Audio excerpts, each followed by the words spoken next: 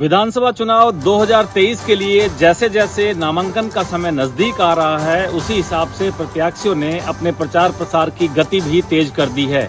आज नोखा के विधायक और भाजपा के प्रत्याशी बिहारीलाल बिश्नोई ने एक प्रेस वार्ता का आयोजन करते हुए अपने कांग्रेस के प्रतिद्वंदी रामेश्वर डूडी की धर्मपत्नी सुशीला देवी पर निशाना साधा।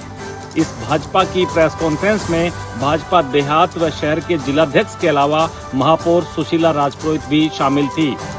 इस प्रेस कॉन्फ्रेंस में बिहारीलाल बिश्नोई ने कहा कि नोखा में रामेश्वर डूडी उनके बड़े भाई के जैसे हैं और अब जब वो बीमार हैं तो उनकी धर्मपत्नी को चुनाव लड़ने की बजाय उनकी सेवा करनी चाहिए थी। उन्होंने कहा कि नोखा में निर्दलीय प्रत्याशी के रूप में चुनाव लड़ने की तैयारी कर रहे कन्हैयालाल झंवर और रामेश्वर डूडी आपस में मिले हुए हैं और इन्होंने पिछली बार भी उन्हें हराने का भरसक प्रयास किया, परंतु हरा नहीं पाए। उन्होंने कहा कि सुशीला देवी को अपने धर्मपति की सेवा करने के लिए चुनाव लड़ने से परहेज करना चाहिए था, परंतु अब जबकि वो मैदान में आ गई है तो उन्हें ये चुनौती मंजूर है और भारतीय जनता पार्टी नोखा में एक बार पुनः जीत का आंकड़ा दर्ज करेगी। जेल मुख्यालय से आई टीम के बयाना जेल पहुंचने पर बयाना जेल में हड़कंप सा मच गया। इस मौके पर टीम के सदस्यों ने कैदियों की समस्याएं भी सुनी और उनके निदान का आश्वासन भी दिया है। डीजीपी जेल के निर्देश पर जेल मुख्यालय से आई टीम ने बयाना उप कारागार का सब इंस्पेक्टर मुकेश शर्मा के नेतृत्व में औचक निरीक्षण किया। जैसे ही टीम जेल पहुंची तो कैदियों की बैरक में सर्च ऑपरेशन चलाया गया। चेकिंग के दौरान टीम को किसी प्रकार की प्रतिबंधित सामग्री नहीं मिली, लेकिन टीम को देखकर कैदियों में जरूर हड़कंप मच गया। सब इंस्पेक्टर मुकेश शर्मा ने बताया कि उच्च अधिकारियों के निर्देश पर जिलों की सभी जेलों का सघन निरीक्षण किया जा रहा है। जेल मुख्यालय से आई टीम के बयाना जेल पहुंचने पर बयाना जेल में हड़कंप सा मच गया। इस मौके पर टीम के सदस्यों ने कैदियों की समस्याएं भी सुनी और उनके निदान का आश्वासन भी दिया है।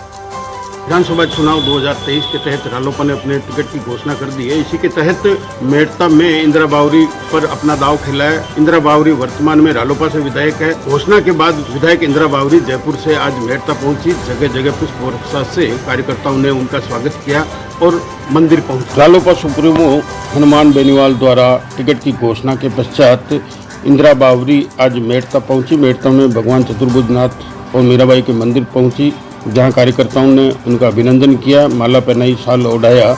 इस अवसर पर इंदिरा बावरी ने 40,000 से अधिक वोटों से जीत का दावा किया। इंदिरा बावरी के टिकट की घोषणा के बाद यह तय हो गया है कि मेड़ता में त्रिकोणीय संघर्ष होगा। इसमें रालोपा ने इंदिरा बावरी पर दाव खेला है, वहीं कांग्रेस का अभी टिकट आना बाकी है। बीजेपी ने पिछली बार निर्दलीय रहे और लक्ष्मण कल्लू पर अपना दाव खेला है। अब इंतजार है कांग्रेस का टिकट का, जिसके पश्चात तय होगा कि 3 उम्मीदवार कौन होंगे जो त्रिकोणीय संघर्ष को अंजाम देंगे। संभागीय आयुक्त ने औचक किया निरीक्षण, कई बूथों पर जाकर किया निरीक्षण। मैं आपको बताना चाहूंगा, बांसवाड़ा जिले के अंदर पहली बार संभाग बनने के बाद मतदान केंद्रों पर चुनाव किए जाएंगे। संभागीय आयुक्त ने औचक किया निरीक्षण, कई बूथों पर जाकर किया निरीक्षण। मैं आपको बताना चाहूंगा, बांसवाड़ा जिले के अंदर पहली बार संभाग बनने के बाद मतदान केंद्रों पर चुनाव किए जाएंगे।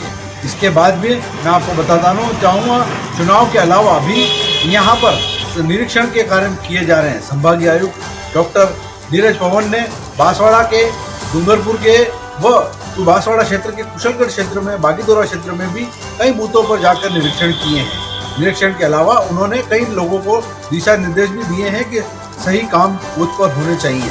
इसके अलावा उन्होंने मतदान केंद्रों पर एक एक जगह जा जाकर भी निरीक्षण कर रहे हैं। इस बार संभाग बनने के बाद में यह निरीक्षण के काम किए जा रहे हैं। मैं आपको यहाँ बताना चाहूँगा, जब से नीरज पवन संभागीय आयुक्त में आए हैं उसके बाद उन्होंने एक्शन मोड पर नजर आ रहे हैं। चेक पोस्टों को भी देखा जा रहा है। अभी उनका प्रतापगढ़ में भी दौरा होगा और वहाँ पर भी वो निरीक्षण करेंगे। संभाग बनने के बाद में यह आयुक्त का निरीक्षण करने का काम शुरू कर दिया गया है। राजस्थान में अनाज मंडियों में अपनी पहचान रखने वाली खेड़ी की अनाज मंडी के व्यापारी और किसान आज की अपने हालातों पर और मंडी प्रशासन द्वारा दी जाने वाली सुविधाओं को लेकर अपने आप को सुरक्षित महसूस कर रहे हैं। खेड़ी अनाज मंडी व्यापार के मामलों में राजस्थान में तीसरे स्थान पर है। यहाँ से बिहार, बंगाल, उत्तर प्रदेश, आसाम सहित कई राज्यों में सरसों का निर्यात होता है तथा आसपास के कस्बे, ग्रामीण क्षेत्रों से किसान अपनी फसल बेचने आते हैं। यहाँ से प्रतिवर्ष करीब 20 करोड़ मंडी टैक्स व्यापारियों द्वारा दिया जाता है, लेकिन मंडी प्रशासन द्वारा व्यापारियों और किसानों की सुविधाओं पर ध्यान नहीं दिया जा रहा है। प्रशासन लगातार लापरवाह बना हुआ है। इस संबंध में मंडी समिति अध्यक्ष प्रमोद बंसल ने बताया कि मंडी में लगे कैमरे खराब पड़े हैं, कई बार चोरियां हो चुकी हैं, वहीं लाइटिंग व्यवस्था भी ठीक नहीं है। कई बार अवगत कराने पर भी मंडी प्रशासन कोई कार्रवाई नहीं कर रहा है। संबंध में किसान और व्यापारियों ने बताया कि भारी भरकम टैक्स देने के बावजूद मंडी प्रशासन द्वारा व्यापारी और किसानों को कोई सुविधा नहीं दी जा रही है। सुरक्षा के नाम पर कैमरे शोपीस बने हुए हैं, रात में लाइट नहीं आती है, जिसको चलते चोरी, जेब कटी व अन्य कई वारदातों के होने का डर और भय बना रहता है। दीग जिले के कामा थाना क्षेत्र के गांव बिलग में समाचार प्लस की खबर का बड़ा असर देखने को मिला है, जहां खबर चलने के बाद वन विभाग की टीम मौके पर पहुंची और 2 दिन से कुएं में गिरे हुए गीदड़ वन्य जीव को बाहर निकालकर उसे जंगल में छोड़ दिया। दरअसल पूरा मामला कामा थाना क्षेत्र के गांव बिलग व लाडलाका के जंगल का है, जहां कुएं में गिरा एक वन्य जीव गीदड़ 2 दिन तक कुएं में ही बिलखता रहा। गीदड़ ने कुएं से निकलने का काफी प्रयास भी किया, लेकिन सफल नहीं हो सका। रात को गीदड़ के रोने बिलखने की आवाज सुनकर सुबह ग्रामीणों ने इस वन्य जीव को कुएं से बाहर निकालकर उसकी जान बचाने की कोशिश की, लेकिन सफलता नहीं मिल सकी। इसके बाद ग्रामीणों द्वारा वन विभाग कार्यालय को सूचना दी गई, लेकिन वन विभाग की लापरवाही इतनी कि 2 दिन तक कोई कर्मचारी इस वन्य जीव को सुध लेने जंगल में नहीं पहुंचा। जब मामले की जानकारी समाचार प्लस को लगी तो खबर प्रसारित की गई। इसके बाद वन विभाग हरकत में आया और मौके पर टीम भेजकर कुएं में गिरे हुए वन्य जीव को बाहर निकालकर उसे सकुशल जंगल में छोड़ दिया। खबर चलने के बाद वन विभाग की टीम द्वारा वन्य जीव को कुएं से बाहर निकालकर उसकी जान बचाए जाने तथा उसे सुरक्षित जंगल में छोड़ने पर ग्रामीणों ने समाचार प्लस चैनल का आभार जताया है।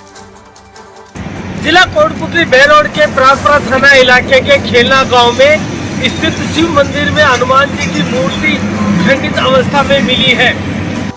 प्रागपुरा थाना इलाके के खेलना गांव में स्थित शिव मंदिर में हनुमान जी की मूर्ति खंडित अवस्था में मिली।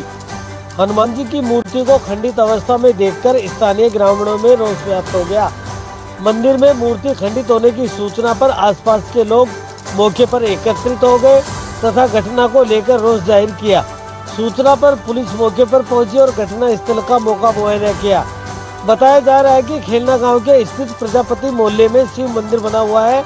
यहाँ हनुमान जी समेत अन्य देवताओं की मूर्तियां भी स्थापित है। बीती रात मंदिर में धार्मिक कार्यक्रम आयोजित किया गया था। रात करीब 2 बजे सभी श्रद्धालु अपने घर चले गए थे। आज सुबह लोग मंदिर में पूजा अर्चना करने पहुंचे तो हनुमान जी की मूर्ति खंडित हालत में मिली। मूर्ति खंडित होने की सूचना पर लोग एकत्रित हो गए और घटना को लेकर रोष जाहिर किया। सूचना पर पुलिस मौके पर पहुंची और घटना की जानकारी ली। फिलहाल पुलिस मामले की जाँच कर रही है। मूर्ति खंडित होने की सूचना पर लोग एकत्रित हो गए और घटना को लेकर रोष जाहिर किया। सूचना पर पुलिस मौके पर पहुंची और घटना की जानकारी ली। फिलहाल पुलिस मामले की जांच कर रही है। प्रदेश की मार्बल नगरी किशनगढ़ इन दिनों मादक पदार्थों का ट्रांजिट पॉइंट बना हुआ है। शहर में नशे के कारोबारी युवा पीढ़ी को अपने आगोश में लेकर उनकी जिंदगी के साथ खिलवाड़ करने में लगे हैं। शहर में आसानी से उपलब्ध होने वाला नशीला पदार्थ युवा पीढ़ी को अपने जद में ले रहा है और घिनौने अपराधों को अंजाम दे रहे हैं। अजमेर जिले में ग्रामीण इलाकों में हाईवे के रास्तों से अफीम, गांजा, स्मैक, एमडी ड्रग, नशीला पदार्थ की तस्करी की जा रही है। किशनगढ़ शहर, गांव, कस्बों में नशे का कारोबार अब तेजी से फल फूल रहा है।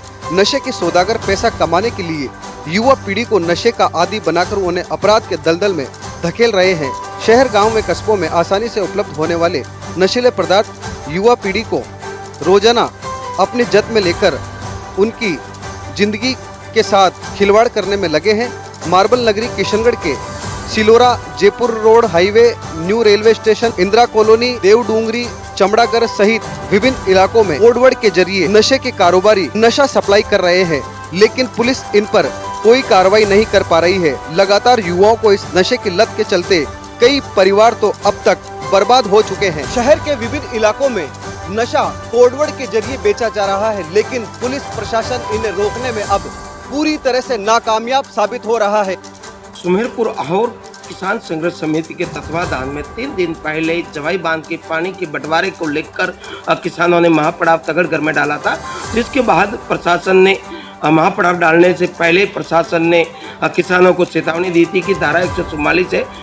उसके बाद भी किसानों ने पालना न करते हुए धारा 144 का अवहेलना की, जिसको लेकर अब तगड़गढ़ थाने में करीबन 49 किसानों के खिलाफ में मामला दर्ज कर दिया है। और आपको मैं बताना चाहूँगा कि किसानों की मांग थी कि 5000 MCFC पानी दिया जाए, लेकिन प्रशासन ने उनको 4100 MCFC पानी दिया था, जिसको लेकर किसानों ने तगड़गढ़ में महापड़ाव डाला था। महापड़ाव डालने के बाद करीबन 2 दिन तक महापड़ाव चलता रहा और महापड़ाव का मीटिंग होने के बाद किसानों की करीबन 4400 MCFC पानी देने के बाद महापड़ाव खत्म हुआ था।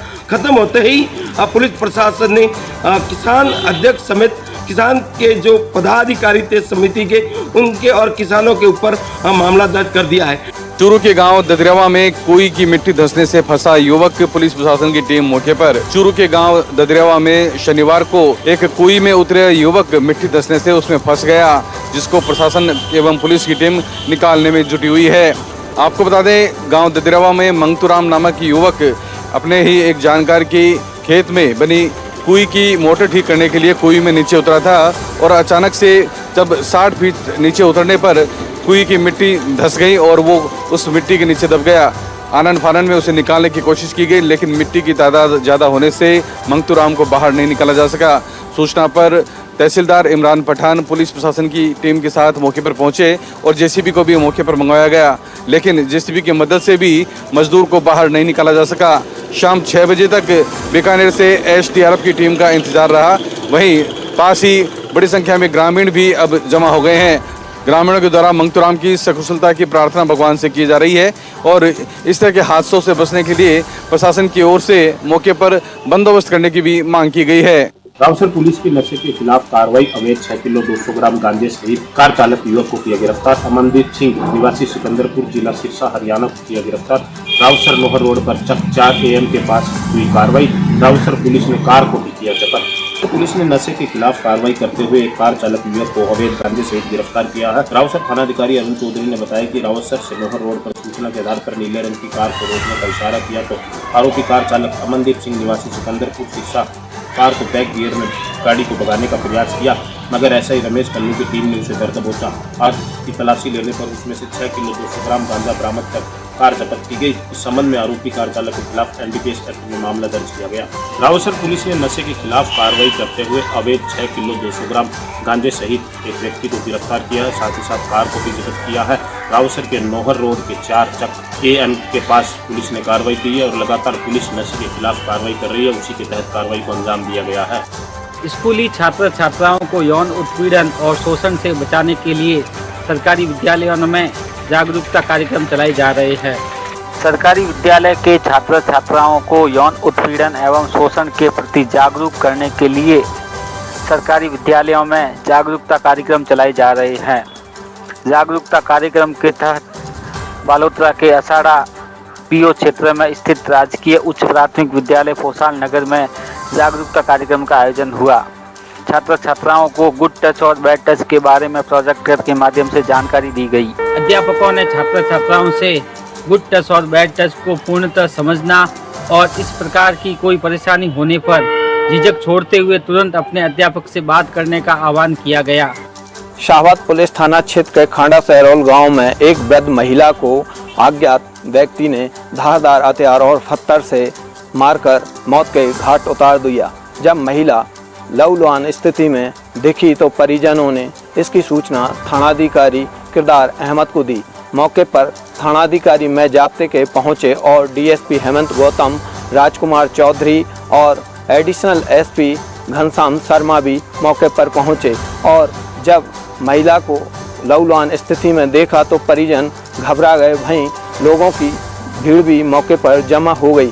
वहीं आपको बता दें कि इसकी जांच पड़ताल के लिए FSL की टीम और स्क्वाड डॉग भी पहुंचे तथा महिला के साक्ष्य जुटाए गए, नमूने लिए गए और महिला को इसके बाद फिर मेडिकल बोर्ड से मेडिकल करवाने के लिए जिला चिकित्सालय ले जाया गया।